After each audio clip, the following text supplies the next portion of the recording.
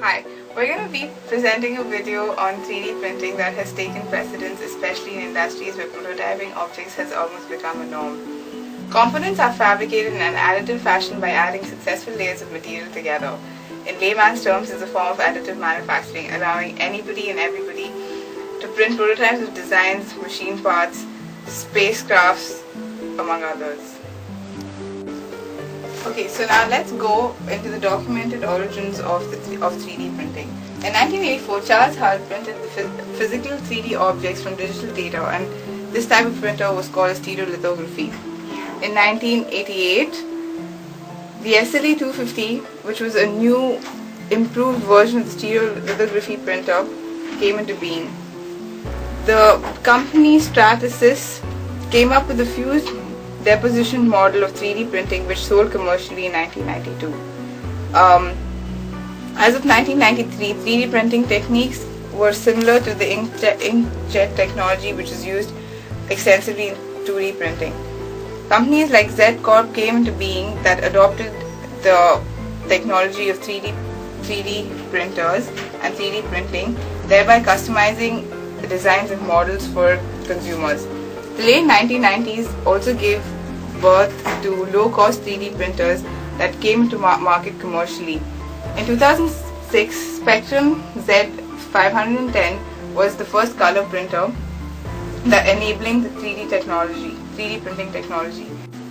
2006 and 2008 also gave rise to open source projects like RepRap and MakerBot that specialized in low-cost, customized mass production in order to satisfy the needs of consumers. Now we're going to talk about the applications of 3D printing. It is used in the application of consumer products, which are used for making shoe soles, variety of lamps, personal glares, mobile accessories, and it is also used in biomedical, dental and medicine care. Surgeons are using 3D printers to print body parts for reference before a complicated surgery. The application is also used in architecture, jewelry designing, machine prototype making and toys. Application is also used for making 3D printed car, which was first designed by Core Ecologic of Winnipeg. After looking at the applications and the history of 3D printing, I'll be covering the 4 types of 3D printers, the chasm and the disruptive innovation created by the 3D printing industry.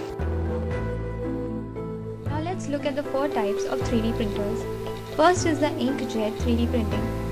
In inkjet, the print head deposits a liquid bonding agent on the powder bed to form one layer of the object, and thus successive layers are formed until the object is complete.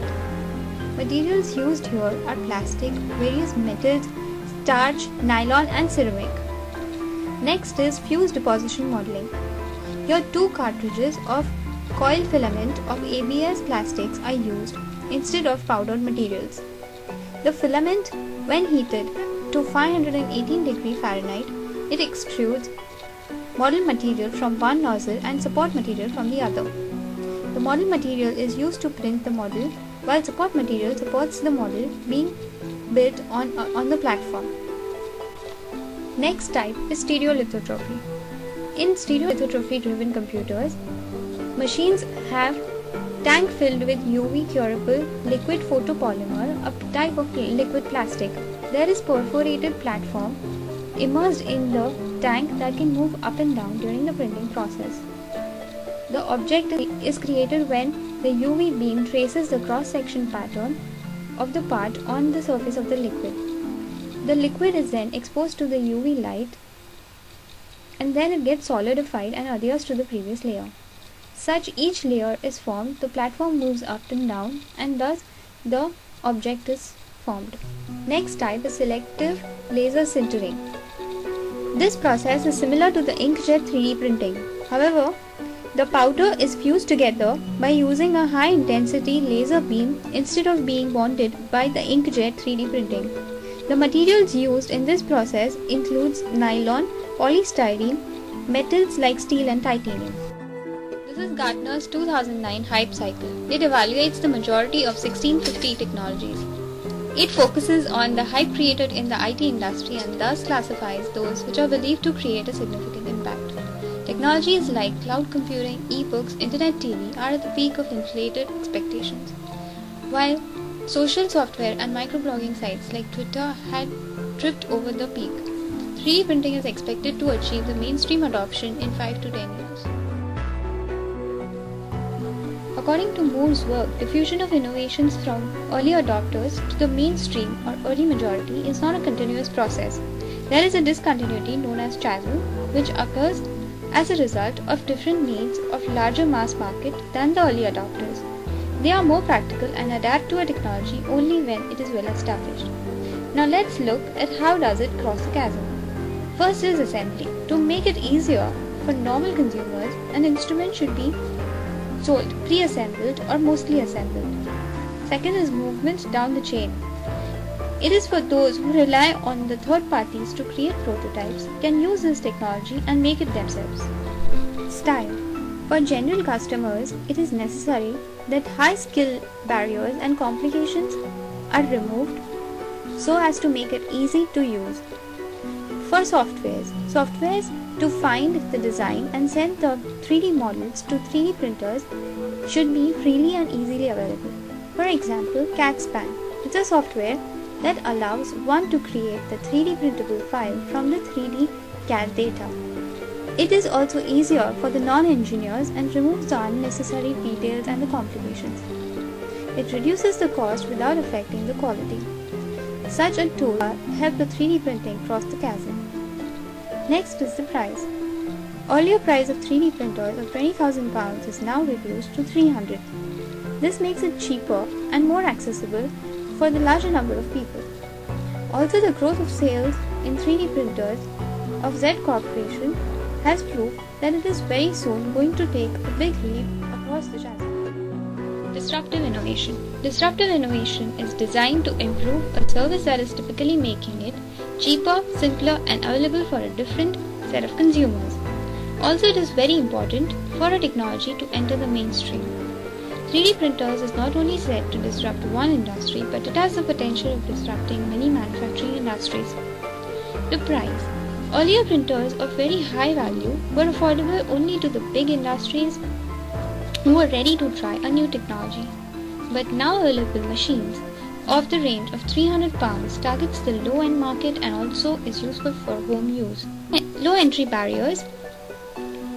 With the hardware and the software being an open source, they are easily available to many entrepreneurs for duplication. There is also reduced complexity, which reduces the usage barriers and simplifies the technology, thus making it useful for the non-engineers. The target market, which was not served by the existing incumbents, is now served by the RepRap printers. Another concept that can be integrated into 3D printing processes is the concept of the long tail, first introduced by Chris Anderson in 2004.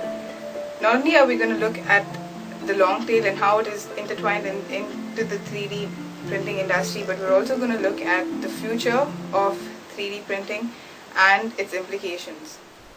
There is profit to be made everywhere is the premise upon which the concept of the long tail has been developed. Looking at the concept of the long tail in the 3D printing industry, mass customization has given the customers the power to produce specific and custom designs of products, thereby democratizing the means of production. Thus, 3D printers have become the enablers of the tools of production, allowing individuals to rapidly develop own designs and concepts.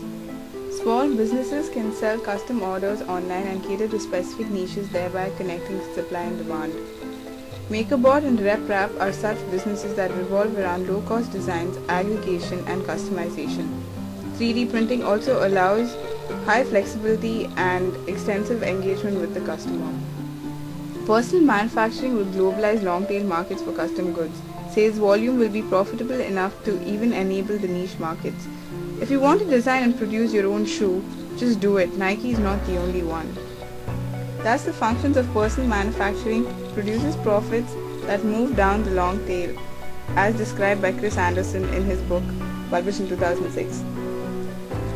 Coming to the future and predictions of 3D printing, organ printing and using such organs have taken precedence in organ transplant regeneration. printing out spare machine parts and integrating them into faulty pieces, thereby reducing waste and enabling recycling, has also been possible due to 3D printing.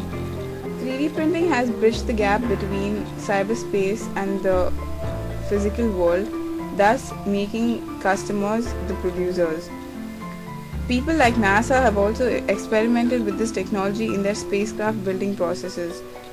Especially for professions such as sculptors and artisans have started using 3D printing in developing prototypes for their initial drafts. Piracy and replication of authentic objects are some of the loopholes of 3D printing technology.